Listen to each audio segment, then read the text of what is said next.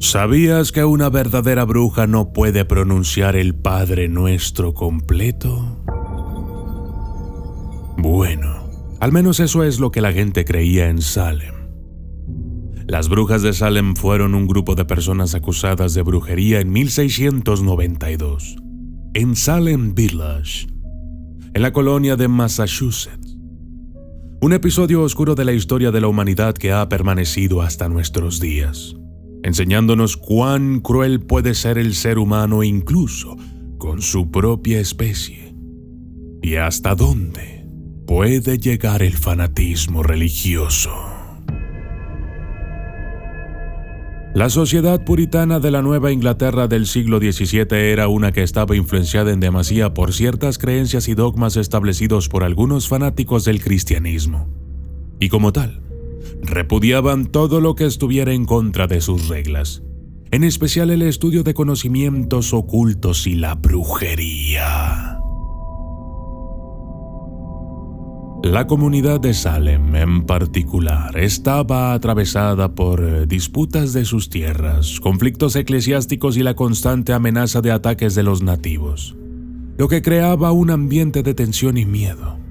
La histeria comenzó a principios de 1692, cuando Betty Parris y Abigail Williams, la hija y la sobrina del reverendo Samuel Parris de Salem Village, empezaron a sufrir ataques y comportamientos inexplicables.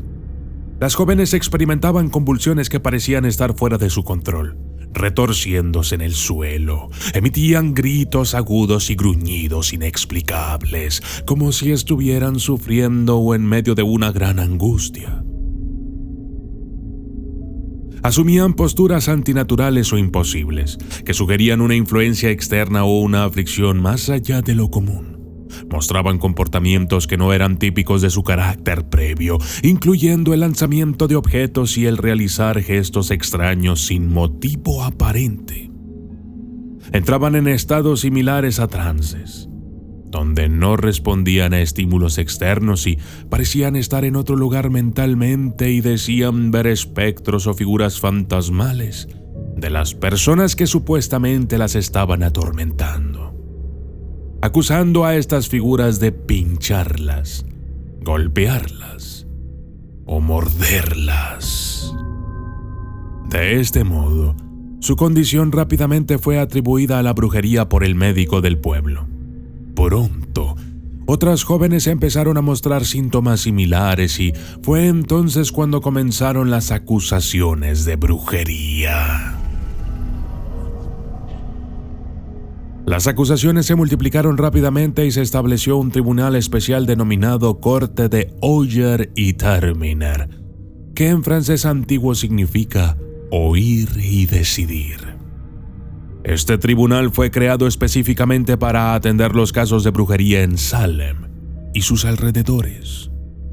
El tribunal estaba compuesto por varias figuras importantes de la colonia de Massachusetts, incluyendo William Stockton. Fue nombrado como el juez principal del tribunal. Stockton era conocido por su rigidez puritana y por tener una predisposición hacia la culpabilidad de los acusados. John Hathorne y Jonathan Corwin, estos dos jueces locales de Salem, también jugaron roles clave en el tribunal. Hathorne, en particular, es recordado por su interrogatorio agresivo a los acusados. Bartholomew Gidney, John Richards, Nathaniel Saltonstall y Peter Sargent, otros miembros del tribunal que contribuyeron a las decisiones y procedimientos judiciales. Nathaniel Saltonstall se retiró tempranamente del tribunal, disconforme con sus métodos y la rapidez con que se llevaban a cabo los juicios, lo que subraya las tensiones y divisiones internas dentro del propio tribunal sobre la justicia y la equidad de los procesos. Pero eso no era nada. Lo que viene a continuación te dejará con la boca abierta. El tribunal operaba bajo un conjunto de reglas y prácticas que, para los estándares actuales, son consideradas altamente cuestionables y violatorias de los derechos fundamentales de un acusado.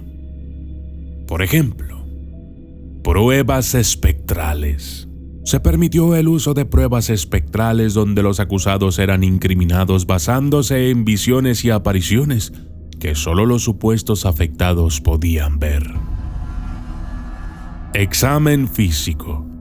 Los acusados eran sometidos a exámenes físicos en busca de marcas del diablo. Cualquier anomalía en la piel podría ser interpretada como una marca de brujería. Testimonios bajo coacción. Se aplicaba presión sobre los acusados y testigos, llevándolos a menudo a confesar o a acusar a otros bajo la amenaza de castigos severos o la promesa de clemencia. Falta de defensa adecuada. Los acusados tenían limitadas oportunidades para defenderse adecuadamente y el ambiente cargado de miedo y prejuicio hacía casi imposible que se les escuchara de manera justa. El resultado: más de 200 personas fueron acusadas, con 20 ejecutadas por el delito de brujería. Las 20 personas ejecutadas durante los juicios de brujería de Salem en 1692 son recordadas como víctimas de una histeria colectiva y un sistema judicial profundamente fallido. De ellas, 19 personas fueron condenadas a la horca en Gallows Hill, Salem, y una sufrió un destino particularmente cruel bajo un método de tortura conocido como peine fortitude. A continuación, se detalla un resumen sobre algunas de estas personas y las circunstancias de sus ejecuciones. Bridget Bishop. Bridget Bishop fue la primera persona ejecutada durante los juicios el 10 de junio de 1692.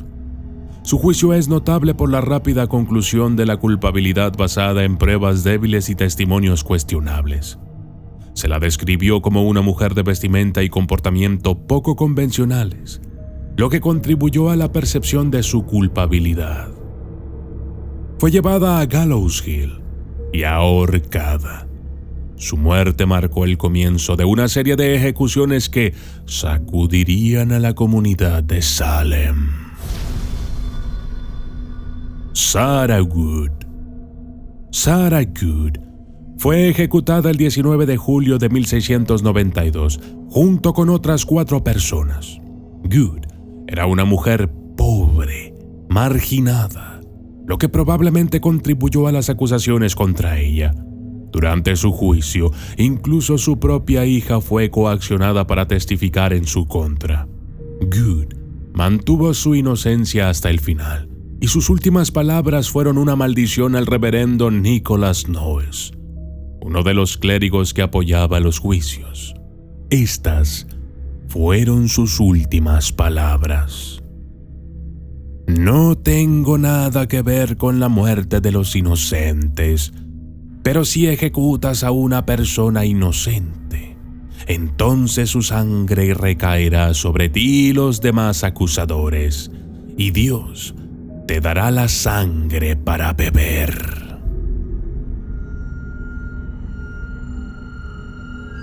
George Burroughs, el único ministro ejecutado durante los juicios, fue ahorcado el 19 de agosto de 1692. Su ejecución es especialmente memorable debido a los eventos que la rodearon. Antes de su muerte, Burroughs recitó el Padre Nuestro de manera impecable, algo que se creía que una bruja o brujo no podía hacer, lo que provocó dudas momentáneas entre los espectadores. Sin embargo, fue ahorcado de todos modos. Su ejecución provocó una reflexión entre algunas personas de Salem, comenzando a cuestionar la validez de aquellos juicios. Martha Carrier. Martha Carrier fue etiquetada como la reina de las brujas por el juez Hawthorne y ejecutada el 19 de agosto de 1692, el mismo día que George Burroughs. Carrier fue acusada de brujería por miembros de su propia familia bajo presión y enfrentó uno de los juicios más hostiles. Se dice que mantuvo su firmeza y negó todas las acusaciones contra ella hasta su muerte. Su caso es a menudo citado como un ejemplo particularmente trágico de cómo la histeria puede destruir familias. Anne Putietto, viuda y enfermera, fue ejecutada en septiembre de 1692. Su juicio estuvo lleno de acusaciones que iban desde la brujería hasta el envenenamiento de su esposo. No había evidencia concreta contra ella, solo rumores y especulaciones. No obstante, fue condenada y ahorcada en Gallows Hill. Su caso destaca cómo incluso las mujeres mayores y viudas, que eran vulnerables a la sospecha en esa época, podían ser acusadas y ejecutadas sin pruebas sólidas. Jill Scurry, la única víctima de los juicios de brujería de Salem que murió bajo tortura de aplastamiento, conocida como Painful Tattoo. Este método de ejecución consistía en colocar al acusado bajo una tabla y luego cargarla gradualmente con piedras pesadas hasta que la persona fuese aplastada bajo el peso. Jill Scurry fue acusado de brujería en septiembre de 1692. Se negó a entrar en un juicio, ni declarándose culpable ni inocente. Su negativa a someterse a juicio tenía una razón estratégica. Al no ser juzgado, evitaba que sus bienes fueran confiscados por el gobierno, lo que habría ocurrido si era condenado. La tortura de Jill Scurry comenzó el 17 de septiembre de 1692 y duró 3 días. A pesar de la extrema presión y el dolor, Scurry mantuvo su resistencia y se negó a declararse culpable o inocente. Se reporta que sus últimas palabras fueron un desafío al sheriff que supervisaba la tortura, pidiéndole más peso. Scurry murió el 19 de septiembre de 1692, sin haber cedido ante las demandas del tribunal. Pero ¿cuál era la postura de la Iglesia y el gobierno? La Iglesia puritana jugaba un rol central en la vida de las colonias de la Nueva Inglaterra, y su influencia se extendía profundamente en la vida cotidiana y las percepciones morales de sus habitantes. La brujería era vista como un crimen que no solo va en contra del individuo, sino contra la comunidad y, lo más importante, contra Dios.